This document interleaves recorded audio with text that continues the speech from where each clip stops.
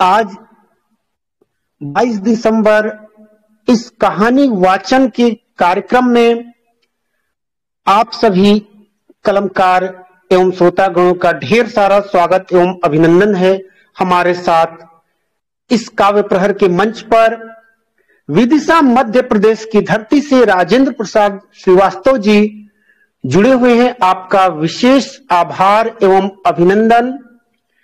और आज इस कहानी वाचन की श्रृंखला में हम आपको आमंत्रित करते हैं इस काव्य प्रहर की मंच पर आप अपनी कहानी वाचन प्रारंभ करें। आदरणीय राजेंद्र प्रसाद श्रीवास्तव जी, विदिशा मध्य प्रदेश की धरती से। बहुत बहुत धन्यवाद केशव विवेकी जी। काव्य प्रहर समूह के सभी साथियों का सादर अभिवादन। मुझे यह अवसर दिया, इस हेतु भी मैं मान्यवर आप सभी का बहुत बहुत धन्यवाद प्रस्तुत करता हूं। अपनी एक कहानी लेकर आपके समक्ष हूं।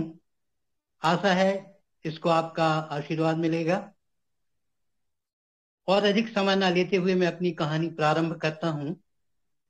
कहानी का शीर्षक है अंतिम निर्णय।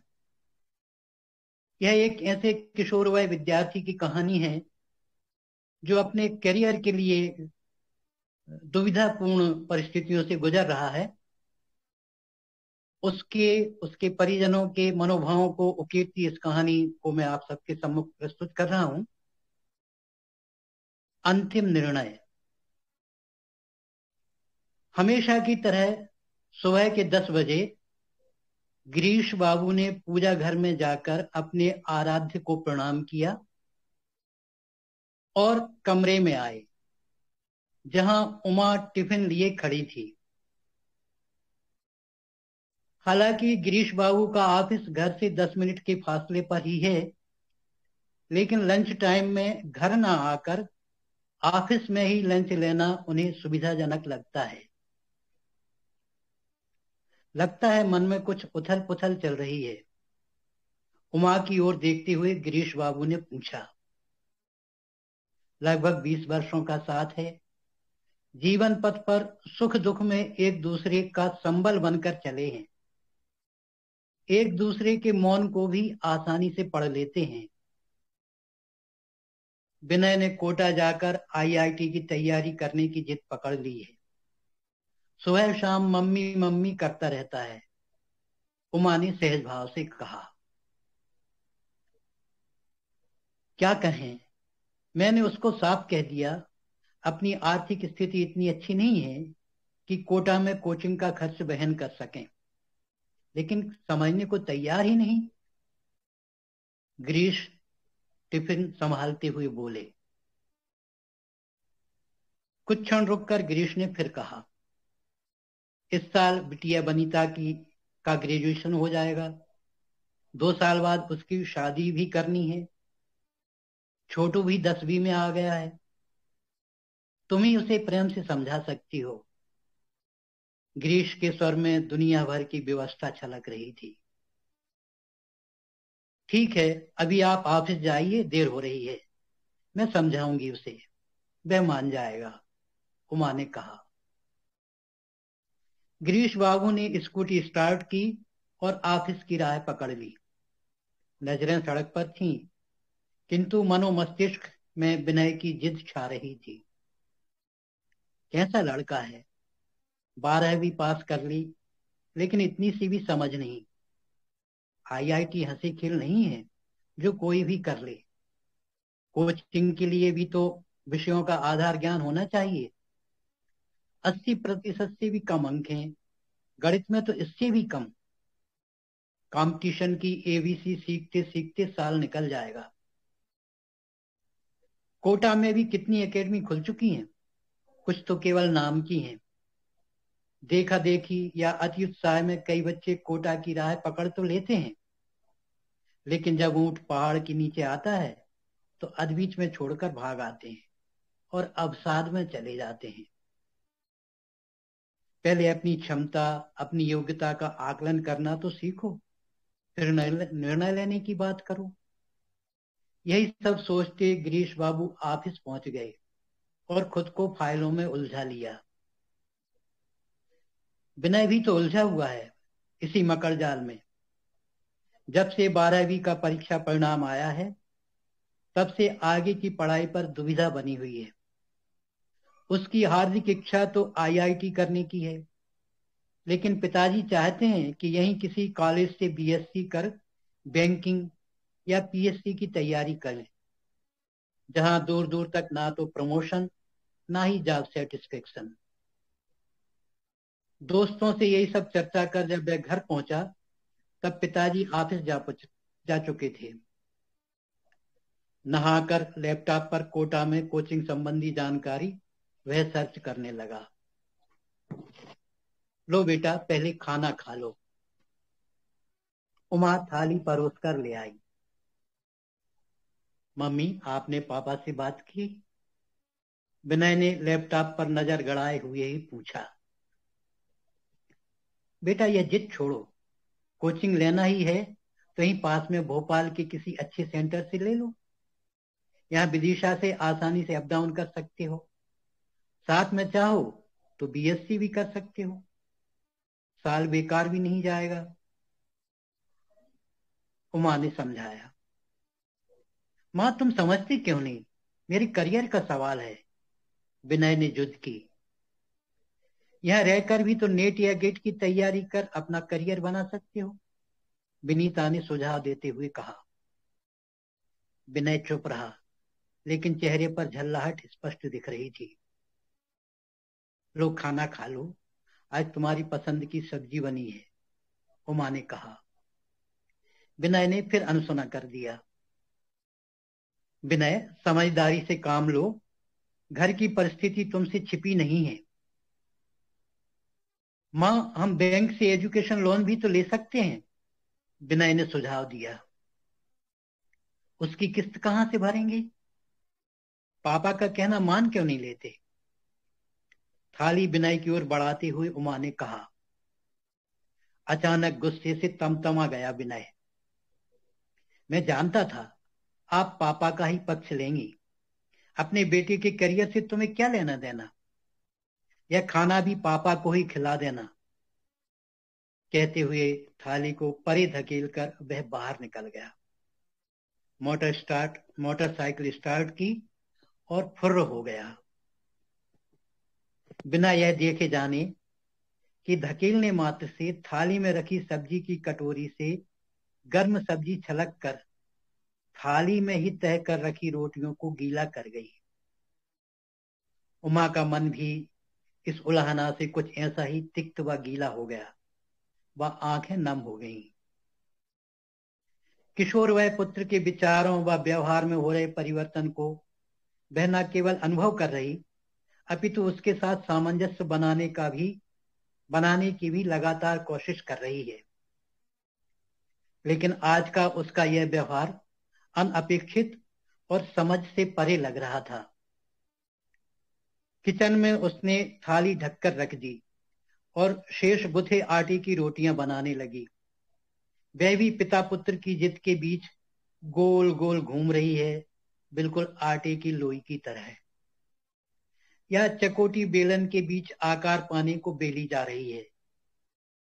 क्या वह भी गर्म तवे पर ताप झेल रही इस रोटी की तरह ही नहीं, जिसे गैस की लौ पर नृत्य करना अभी शेष है? इन अवांछित विचारों को उसने सिक चुकी रोटी के साथ ही फटकार कर अलग कर दिया। कहाँ गया होगा विनय? खाना खाकर तो जाता, पता नहीं किन दोस्तों की बातों में आ गया। लेकिन विनय का मन अभी किसी भी दोस्त से मिलने का नहीं था। वह निरुद्देश सड़क पर मोटरसाइकिल दौड़ाता रहा। फिर कुछ सोचकर मंदिर की ओर चल पड़ा। लगभग 1 बज रहा था। वह मंदिर के पीछे बने घाट पर सीढ़ी पर बैठ गया। जून का तीसरा सप्ताह चल रहा था। मानसून की घोषणा हो चुकी थी, पर आया नहीं था। कुछ देर वह लगभग रीत चुकी बेतवा की मध्यम लहरों को देखता रहा। ना जाने क्यों इन लहरों में उसे अपनी माँ का अंतस अक्स नजर आने लगा, जैसे हौले से मनोहार कर रही हो माँ ने कुछ गलत भी तो नहीं कहा था। केवल आईआईटी ही तो कैरियर का विकल्प नहीं है। विचारों का प्रवाह अब दूसरी दिशा की ओर चल पड़ा था। सिलेक्शन हो भी गया तो मध्य प्रदेश के बाहर ही जाना पड़ेगा।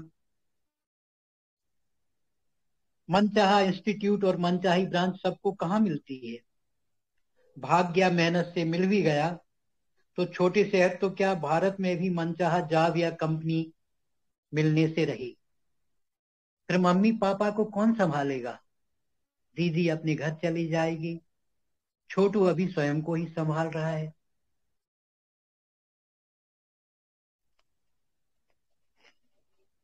उसे याद आया, एक दिन गणित विषय के एक सवाल को हल करते करते अजय सर सही कह रहे थे। केवल बीई या आईआईटी ही प्रथम और अंतिम विकल्प नहीं है। गणित के विद्यार्थियों के लिए तो अपना करियर बनाने के लिए ऐसे अनेक विकल्प हैं जहां पैसा भी है और यश भी, परमार्थ भी है और पुरुषार्थ भी। इसी बीच दूसरे किनारे पर बकरियों का झुंड चरता हुआ आ गया। उनकी मिमियाहट इस तरफ भी पहुंच रही थी। उसने देखा एक छोटा सा मेमना बार बार पानी में उतरने के लिए उछल कूद कर रहा है और उसकी माँ उसे बार बार पानी से दूर धकेल रही है। इस प्रयास में वह बेचारी स्वयं चरना भूलकर उसके आगे पीछे दौड़ रही है। अपनी भूख प्यास भूलकर वह मेमने को गहरे पानी से दूर करने की जद्दोजहद कर रही है। विनय को फिर माँ की कातर दृष्टि दिखने लगी और वह वाक्य, आज तुम्हारी पसंद की सब्जी बनी है, कानों में गूंज गया। क्या माँ ने खाना खाया होगा। ठोस जवाब उसके अंतस से ही मिला, नहीं। कभी कभी इस तरह की छोटी घटनाएं मनोमस्तिष्क को एक नई दिशा दे जाती हैं। जुनून के ऊपर विवेक अपना नियंत्रण प्रारंभ कर देता है। कुछ यही मनोस्थिति विनय के साथ भी हुई। वह उठा और घर की ओर चल दिया। घर पहुंचकर हाथ पैर धोकर बैठा तो उमा थाली परोस कर ले आई। कहाँ चला गया था, माँ ने पूछा। कहीं नहीं, संक्षिप्त सा उत्तर देकर वह खाना खाने लगा। उमा भी थाली परोसकर किचन में ही बैठ गई। छोटू और बनीता भी आ चुके थे। उनकी उपस्थिति में माँ बेटा दोनों ने ही चुप रहना उचित समझा। शाम को गिरीश बाबू आए तो खुश थे। चाय पीते पीते उन्होंने विनय से कहा, लो विनय बाबू, तुम्हारा कोटा जाने का रास्ता साफ है, जाने की तैयारी करो। विनय, विनीता, उमा और छोटू चारों आश्चर्य व अविश्वास से गिरीश का मुंह ताकने लगे।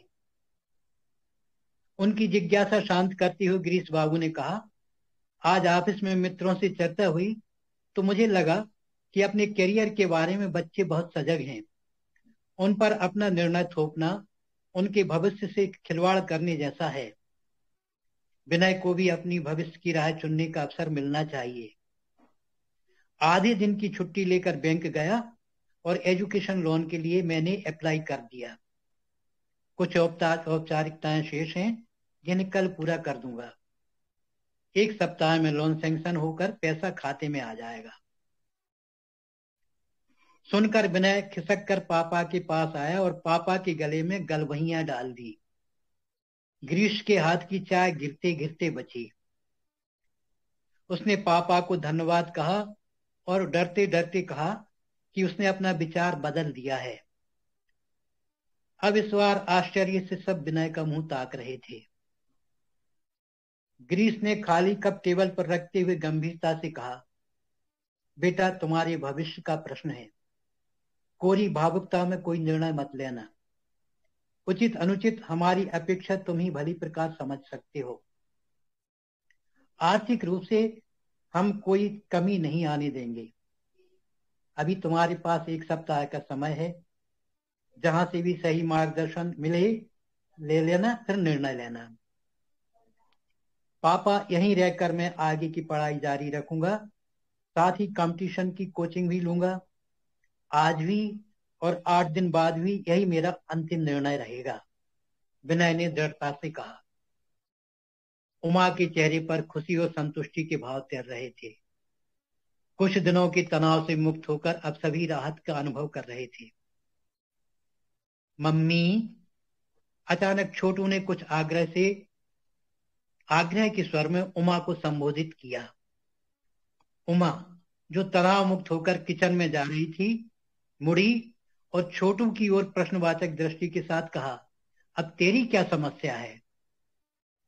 छोटू चुप रहा, फिर पापा की ओर देखकर कहा, आज इतने दिन बाद टेंशन फ्री होकर सब खुश हैं, तो इस खुशी में शाम को क्यों ना हम कहीं डोसा खाने चलें? पास बैठी बनीता ने छोटू को गले से लगा लिया। सभी की खिलखिलाहट ड्राइंग रूम के बाहर तक पहुंच रही थी। धन्यवाद। आशा है कहानी आप तक संप्रेषित हुई होगी। मुझे यह अवसर दिया, इस बात पुनः बहुत बहुत आभार आप सभी का।